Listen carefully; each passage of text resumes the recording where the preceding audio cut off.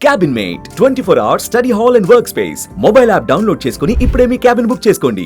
నమస్తే, నేను విజయ్. ఆపరేషన్ సింధూర్ తర్వాత పాకిస్తాన్ ఇప్పుడు ఇండియా మీద ఎలాంటి ప్రతీకార చర్యకు దిగబోతుంది? దాదాపుగా పాకిస్తాన్లో మిలిటెంట్స్ టెర్రరిస్టులు దాదాపు 100 మంది వరకు చనిపోయారనేటువంటి సమాచారం వస్తుంది. ఇప్పుడు పాకిస్తాన్ ఏం చేయబోతుంది? తెలుగు రాష్ట్రాలకి ఏదన్నా ప్రమాదం ఉండే అవకాశం ఉందా? ఎస్, వీటి గురించి డిస్కస్ చేద్దాం. మనతో పాటున్నారు రిటైర్డ్ ఆర్మీ ఆఫీసర్, అలాగే సీనియర్ ఆఫీసర్ కల్నల్ వివి రావు గారు మనతో పాటు. సార్ నమస్తే. సార్, మొత్తం అందరూ కూడా పాకిస్తాన్ సైలెంట్గా ఉండదు, పాకిస్తాన్ ఇప్పటికే టెర్రరిస్టుల్ని ప్రేరేపిస్తున్నారు, మన వైపు పంపిస్తున్నారు, వరుసగా అటాక్స్ చేపిస్తూనే ఉన్నారు. అలాంటిది మనం వాళ్ళ భూభాగంలో దాదాపు 9 చోట్ల బ్లాస్ట్ చేసాం. అలాంటి పాకిస్తాన్ సైలెంట్గా ఉంటుందా? దొంగ దెబ్బ తీస్తే మన తెలుగు రాష్ట్రాలకి ఏమన్నా ఇంపాక్ట్ ఉండే అవకాశం ఉంటుందా? మనం కేవలం టెర్రరిస్ట్ ఇన్ఫ్రాస్ట్రక్చర్ని అటాక్ చేసాం. దానివల్ల ఏంటంటే ఐడియల్గా అయితే సైలెంట్గా ఉండడం ఉభయ దేశాలకి కూడా మంచిది, ప్రపంచానికి కూడా మంచిది. మిగతా ఇష్యూస్ అన్నీ ద్వైపాక్షికంగా రిజల్యూషన్ చేసుకోవచ్చు. కానీ అది కనిపించట్లేదు ప్రస్తుతానికి. కానీ మనం ఇంకా లాంగ్ రూప్, భారతదేశం ఇంకా లాంగ్ రూప్ ఇస్తానే ఉంది. ఫేజ్ 1 అన్నారు కానీ దీన్ని ఫేజ్ 2 అన్నది ఇంకా ఏమీ మొదలెట్లు పెట్టలేదు. మనం పాకిస్తాన్ రియాక్ట్ అవుతుందన్న దాన్ని బట్టి మన ఫేజ్ 2 ఉంటుంది. ఇప్పుడు మనం ఒక తెలుగు యూనియన్ అంటే మనం ముఖ్యంగా దేశంలో ఎక్కువ ప్రాంతాలు బార్డర్కి ఆనుకోనటువంటి రాష్ట్రాలు ఇంపాక్ట్ అయ్యే అవకాశం ఉంది. ఆ తర్వాత అంటే మనం రీసెంట్గా మాక్ డ్రిల్స్లో కూడా చూస్తే ప్రయారిటీ 1, 2, 3, 4 చెప్పారు. 1, 2, 3, 4లో థర్డ్ ప్లేస్లో మన హైదరాబాద్ ఉంది. హైదరాబాద్లో చాలా చోట్ల కూడా డ్రిల్స్ చేశారు. అలాగే తెలుగు రాష్ట్రాల్లో అటు తెలంగాణ కానీ ఆంధ్రప్రదేశ్ కానీ ఏదన్నా అటువైపు నుంచి టార్గెట్ చేసే అవకాశాలు ఎంతవరకు ఉండొచ్చు? ఉన్నాయండి. ఎందుకంటే హైదరాబాద్ కీలకమైన ప్రదేశం.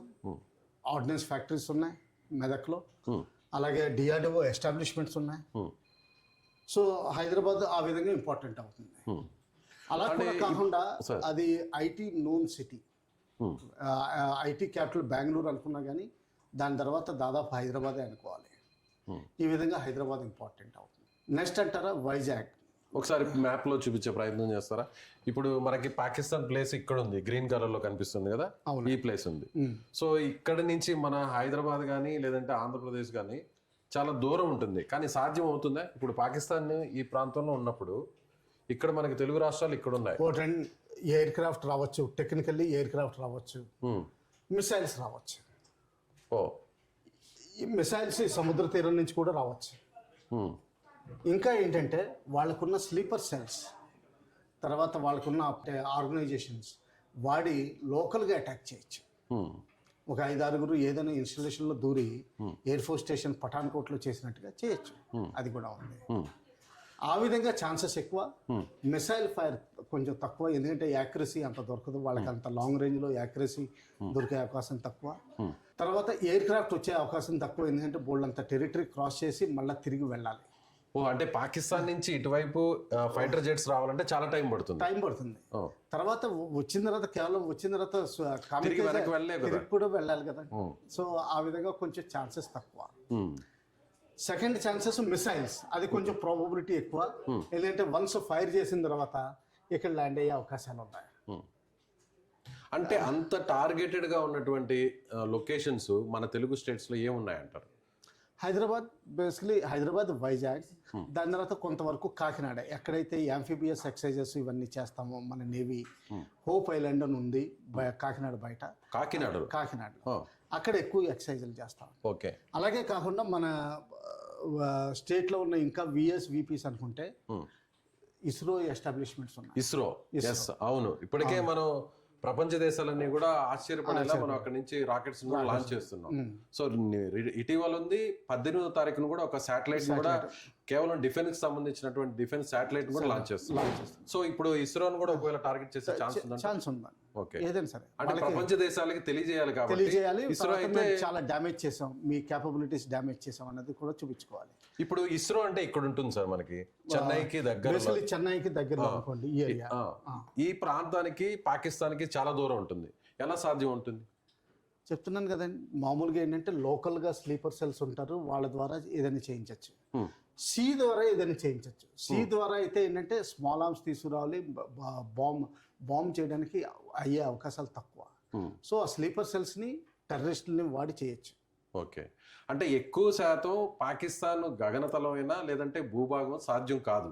ఒకవేళ మన తెలుగు రాష్ట్రాలను టార్గెట్ చేయాలంటే కేవలం సీ ద్వారానే టార్గెట్ చేయొచ్చు. సీ ద్వారానే టార్గెట్ చేయొచ్చు. అలాంటి వెపన్స్ వాళ్ళ దగ్గర ఉన్నాయా సీ నుంచి అటాక్ చేయడానికి?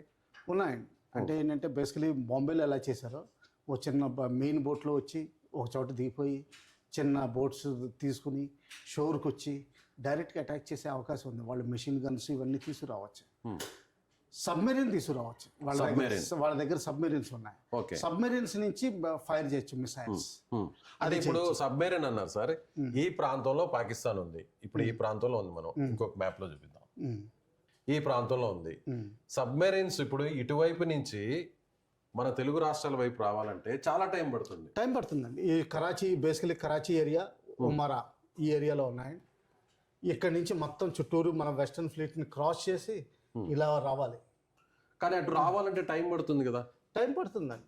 లేకపోతే మనకేం తెలుసు, ఒకవేళ ఆల్రెడీ దాక్కుని కూడా ఉండొచ్చు 1971 వార్లో చేసినట్టు. అంటే ఇప్పుడు ఇంకొక డౌట్ కూడా ఏంటంటే చైనా కూడా సపోర్ట్ చేస్తుంది. చైనా కూడా ఆల్రెడీ కొన్ని సబ్మెరైన్స్ కూడా అరేబియన్ సీలోకి పంపించింది అని చెప్తున్నారు. కరాచీలో ఒకటి లీజ్కి ఇచ్చిందని కూడా రిపోర్ట్ ఉందండి. పాకిస్తాన్కి అద్దెకి ఇచ్చినట్టు. సో దానివల్ల కూడా కొంత ఇంపాక్ట్ ఉండే అవకాశం ఉంది. కానీ అది పాకిస్తాన్ మ్యాన్ పవరే వాడాలి, కానీ జనరల్గా వాళ్ళు రిస్ట్రిక్షన్స్ పెట్టుంటారు చైనాది వాడకూడదని. ఒకవేళ సింక్ అయింది అనుకోండి, లేకపోతే మనం క్యాప్చర్ చేసామనుకోండి, వాళ్ళ టెక్నాలజీ అంతా రివీల్ అయిపోతుంది. ఒకవేళ వాళ్ళు అటాక్ చేయడానికి వచ్చినా కూడా దాన్ని మనం ఆపడానికి ఆ శక్తి సామర్థ్యాలు అయితే మన వైపు ఉన్నాయి. అటు సీ నుంచి చేసినా కూడా, లేదంటే ఎయిర్ స్పేస్ నుంచి చేసినా, ల్యాండ్ నుంచి చేసినా అంత ఈజీ అయితే కాదు. ఒకవేళ పాకిస్తాన్ మన వైపు ఉన్నటువంటి ప్రాంతం మీద అటాక్ చేయాలనుకుంటే దాన్ని వెంటనే నిరోధించేటువంటి టెక్నాలజీ మన దగ్గర ఉంది. మన దగ్గర ఉందండి. ఇప్పుడు సీలో అయితే ఎలా అటాక్ చేయొచ్చు, మనం అడ్డుకోవచ్చు? సీలో అయితే అండి మన కోస్ట్ గార్డ్ ఉంది. కోస్ట్ గార్డ్ వాళ్ళకి షిప్స్ ఉన్నాయి, అలాగే పెట్రోలియం బోట్స్ ఉంటాయి వాళ్ళ దగ్గర. తర్వాత వాళ్ళ దగ్గర గన్స్ అవి కూడా ఉంటాయి. ఏ మాత్రం సిగ్నేచర్స్, ఎలక్ట్రానిక్ సిగ్నేచర్ దొరికినా, ఇటువంటి అనుమానాస్పదమైనది లేకపోతే ఎటువంటి సస్పిషియస్ బోట్ దొరికినా వాళ్ళు వెంటనే సెట్ చేసి దాన్ని హాల్ట్ చేసి సెట్ చేసి అప్పుడు కానీ వదలరు. అవసరమైతే వాళ్ళకి అరెస్ట్ పవర్స్ కూడా ఉన్నాయి. వాళ్ళు అంతకుముందు చాలా చేశారు. ఒకప్పుడు ఆపరేషన్ స్వాన్ అని కూడా నడిపారు. ప్రస్తుతానికి ఉందో లేదో నాకు తెలియదు, కానీ వాళ్ళు వాళ్ళ ఓన్ డ్రిల్స్ ఉంటాయి. ఓకే, దానికి సపరేట్ ఫోర్స్ ఉంది. ఇంకా మెయిన్ ఏంటంటే మనం భయపడాల్సింది ఏంటంటే ఈ 0.5 ఉన్న ఫోర్స్ ఉంది చూసారా, అంటే ఉన్న స్లీపర్ సెల్స్, టెర్రరిస్టులు వచ్చి ఏదైనా చేయొచ్చు. అది మెయిన్ ఇంపాక్ట్ ఉంటుంది. సో డైరెక్ట్గా కంటే కూడా ఇండైరెక్ట్గా అటాక్ చేసే అవకాశాలు ఎక్కువగా ఉంటాయి. సో వాటిని అడ్డుకునేటువంటి శక్తి సామర్థ్యాలు కూడా మన వైపు ఉన్నాయి. కానీ ఏంటంటే అటాకర్ కాబట్టి అలాంటి చాయిస్ ఎక్కువ ఉంటుంది. మనకి చాయిస్ సెలెక్ట్ చేసుకోవాల్సి ఉంటుంది, అది కష్టం అవుతుంది. సో అందుకని చెప్పి మనుషులందరూ జాగ్రత్తగా ఉండాలి, అబ్జర్వ్ చేస్తూ ఉండాలి, రిపోర్టింగ్ చేస్తూ ఉండాలి, కమ్యూనికేషన్స్ ఓపెన్గా పెట్టుకోవాలి. ఇది చేయాల్సిన అవసరం ప్రతి పౌరుడికి దూరంలో ఉన్నా కానీ ఉందండి. సో ఫైనల్గా మీరేం చెప్తారు? సివిలియన్స్ అందరికి కూడా, ఇండియాలో ఉండే వాళ్ళందరూ కూడా ఎలా అలర్ట్గా ఉండాలి? ఆల్రెడీ గవర్నమెంట్ ఆఫ్ ఇండియా కూడా మాక్ డ్రిల్స్ని కండక్ట్ చేసింది. ఎలా వెంటనే అలర్ట్గా ఉండాలి, వెంటనే సేఫ్ ప్లేస్కి వెళ్ళాలనే దాని మీద కూడా డ్రిల్స్ చేసింది. మీరేం చెప్తారు as a senior army officer? Main అందరూ అబ్జర్వెంట్గా ఉండాలండి. ఏ మాత్రం తెలిసినా చేయాలి. ఇంకా లోకల్ డ్రిల్స్ అంటారా, అవి ఎలాగ ట్రైనింగ్ అవుతారు. ఈ మాత్రం జాగ్రత్తగా ఉండాలని. అలాగే ఇంకోటి చూడాల్సింది ఏంటంటే స్పిరిచువల్ ప్లేసెస్. ఎందుకంటే హిందూ ముస్లిం మతానికి డివైడ్ తీసుకురావాలని చూస్తున్నారు. మనకి కొన్ని మెయిన్ వరల్డ్ ఫేమస్ అంటే వరల్డ్ టాప్ స్పిరిచువల్ సెంటర్స్ ఉన్నాయి మన ఆంధ్రాలోను తెలంగాణలో కూడా. వాటిలో కూడా అటాక్ చేయొచ్చు. ఎందుకంటే అది ఇమ్మీడియట్ రియాక్షన్ వస్తుంది. కొండ మీద నుంచి కిందకి బస్సులు దిగాలంటేనే ట్రాఫిక్ జామ్స్ కింద అయిపోతాయి. ఇదంతా ప్యానిక్ క్రియేట్ చేస్తుంది. తర్వాత ఏదో అయిపోయిందని చెప్పి రూమర్స్ ఎక్కువ స్టార్ట్ అవుతాయి. ఈ రూమర్స్ నమ్మకూడదు, ఓన్లీ అఫీషియల్ ఇన్ఫర్మేషన్ నమ్మాలి. మనకు నమ్మదగ్గకపోయినా కానీ అటువంటి వాటిని బిలీవ్ చేయాలి. తర్వాత ఏంటంటే ప్యానిక్ అవ్వకూడదు ఏది జరిగినా కానీ. ఇది చేయాల్సిన తర్వాత జాగ్రత్త అది ఎక్కువ చేయాలండి. Okay right sir, thank you. So ఇది senior retired army officer colonel V V Rao గారు చెప్తున్నట్టుగా ఖచ్చితంగా పాకిస్తాన్ అయితే మాత్రం దొంగ దెబ్బ తీయడానికి మాత్రం సర్వసన్నద్ధంగా ఉంటుంది. దాన్ని ఎదుర్కోవడానికి కూడా మన ఇండియన్ ఆర్మీ అన్ని రకాలుగా చాలా ప్రిపేర్డ్గా ఉందని ఆయన చెప్తున్నారు. అయితే ముఖ్యంగా సివిలియన్స్ అందరూ కూడా అలర్ట్గా ఉండాలి. ఎలాంటి ప్రమాదం వచ్చినా, ఏదైనా అనుమానం వచ్చినా కూడా ఇమీడియట్గా ఫోర్సెస్కి చెప్పాలి. స్థానికంగా ఉన్నటువంటి పోలీసుకు కూడా ఇన్ఫర్మేషన్ ఇవ్వాలని ఆయన చెప్తున్నారు. Thank you so much.